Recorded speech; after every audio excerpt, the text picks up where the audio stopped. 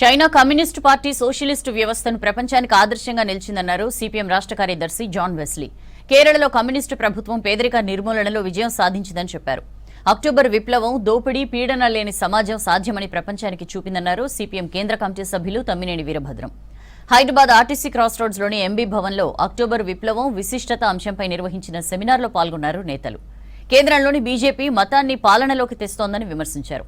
October విప్లవ స్ఫూర్తితో ప్రజా పోరాటాలు కొనసాగించాలని పిలుపునిచ్చారు. ప్రజలు ఆశించింది భూమి కావాలని, శాంతి కావాలని, ఆహారం కావాలని, ఇట్లాంటి ముఖ్యమైన డిమాండ్స్ ఆనాడు ప్రజల మనసులో ఉన్నాయి. కారణం ఏంటంటే రెండవ ప్రపంచ యుద్ధం జరుగుతున్న రోజులు. యుద్ధంలో రష్యా కూడా పాల్గొన్నది.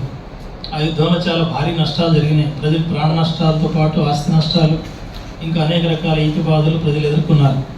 ఈ బాధలు తొలగిపోవాలని, యుద్ధం నుంచి శాంతి లభించాలని, దున్నుకునే దానికి భూమి ఉండాలి రైతులు, కానీ వ్యవసాయ దేశం అది ఎక్కువగా. అట్లాగే తిండి లేదు, కనీస రేషన్ ప్రతి ఒక్క మనిషికి అందాలని ఈ కనీస డిమాండ్లు ప్రజల మనసులో ఉన్నాయి. జార్ చక్రవర్తి దీనికి కారణం. జార్ యొక్క నిరంకుశ పరిపాలన, రష్యా యుద్ధంలోకి లాగటం వల్ల, రెండవ ప్రపంచ యుద్ధంలో భాగస్వాములు కావడం వల్ల ఈ కర్మ వచ్చింది. కాబట్టి మేము ఈ బాధల నుంచి విముక్తి కలిగిస్తాం అని చెప్పిన హామీతోటి ప్రజలు ఉత్సాహపడ్డారు, విప్లవంలో పాల్గొన్నారు. ఫిబ్రవరి 17న విప్లవం జయప్రదమైంది. జార్ చక్రవర్తి కూలిపోయాడు, కానీ ప్రజల ఆశలు మాత్రం నెరవేరలేదు. ఆ సమయంలో అంటే అధికారంలోకి వచ్చిన బోర్జువాలు కూడా మళ్ళీ ఈ మౌలికమైన సమస్యలు, భూమి పంచడానికి, యుద్ధం నుంచి విరమించుకోవడానికి, ఇట్లాంటి పరిష్కారాలు కూడా సిద్ధం కాలేదు.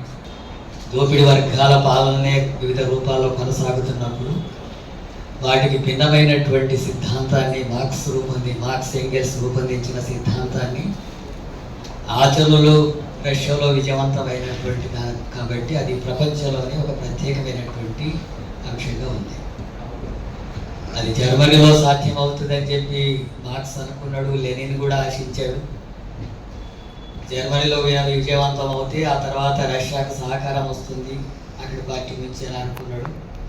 అక్కడ సాధ్యం కాదని తెలిసిన తర్వాత రష్యాలోనే దాన్ని విజయవంతం చేసినటువంటిది. అందుకని ప్రపంచంలోనే ఈ సిద్ధాంతం ఆచరణలో అమలు జరిగినటువంటి సిద్ధాంతంగా నిరూపణ అయింది. దాని ప్రభావమే ఈరోజు ప్రపంచమంతా కూడా అనేక దేశాల్లో విస్తరించి ప్రభావం చేస్తున్నటువంటి సిద్ధాంతం. రెండవది, అది కూలిపోయింది. 70 సంవత్సరాల పరిపాలన తర్వాత కూలిపోయిన తర్వాత ఇక పెట్టుబడిదారుల విధానమే ప్రపంచానికి మార్గం తప్ప ఇంకొకటి లేదు